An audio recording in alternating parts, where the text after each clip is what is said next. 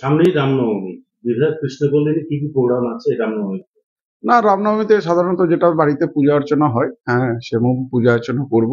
আর খুব গরম পড়েছে, যারা রামনবমীতে যারা মিছিলে হাঁটবে, হ্যাঁ, তাদের জন্য পানীয় জল শরবতের ব্যবস্থা আমরা করব আমাদের বিধায়ক কার্যালয় সমাধান অফিসের ওখানে। আমরা একটা ক্যাম্প লাগিয়ে, যাতে যে হিসাবে গরম পড়েছে, হ্যাঁ, নিশ্চিত আমাদের এটা নৈতিক দায়িত্ব থাকা উচিত যে শ্রদ্ধালুগণকে আমরা যাতে একটু আহ, ঠান্ডা শরবত খাইয়ে, হ্যাঁ, তাদেরকে যাতে উজ্জীবিত করতে পারি সে কাজ।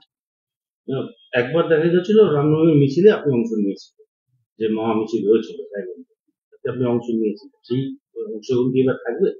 না, অংশগ্রহণ কি আছে, আজকে ভাবে নেন যখন ওনাদেরকে আমি শরবতের গ্লাস হাতে ধরিয়ে দেবো, হ্যাঁ, তো আমাকেও কিছুটা হয়তো হাঁটতে হবে, তারা তো একটা রানিং মোডের মধ্যে থাকবেন, হ্যাঁ, তো সেই জায়গায় আসবো। দেখুন, আমাদের নেত্রী সবসময় বলে উৎসব আহ, আমাদের সবার, আর ধর্ম যার যার, উৎসব সবার।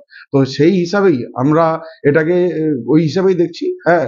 বিশেষভাবে মানে ভাবে নেন রামনবমীর জন্য কোনো কর্মসূচি, হ্যাঁ, সেই কর্মসূচি আমাদের আছে। আমাদের সারা বছর আমরা সেবা করে থাকি লোকদের, ওই দিনও আমরা সাধারণ জনগণকে সেবা করি। বিজেপি যেহেতু রামনবমী, এইবার রামনবমীকে বেশি জোর দিয়েছে, তার জন্য কি আপনারা বেশি যাবেন? শুনে না, আমি বলি রামনবমী কোনো একটা ভাবে নেন পলিটিক্যাল পার্টির, হ্যাঁ, কোনো পৈতৃক সম্পত্তি হতে পারে না, ঠিক আছে। আমি আগেও বললাম, ধর্ম যার যার, উৎসব সবার, হ্যাঁ।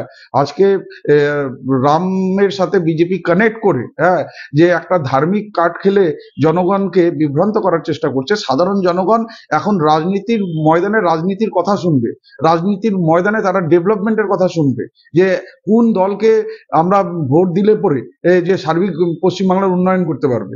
তো সেই জায়গায় আজকে আমাদের মানবিক মুখ্যমন্ত্রী মমতা বন্দ্যোপাধ্যায়ের কোনো বিকল্প নেই, হ্যাঁ। তো আজকে ভোটের ময়দানে ওরা একটা ধার্মিক সুরসুরি দিয়ে, হ্যাঁ, ভোটের তাস খেলার চেষ্টা করছে, এটা বিফল চেষ্টা। সামনেই 26-এ নির্বাচন, বিধানসভা নির্বাচন পশ্চিমবঙ্গে।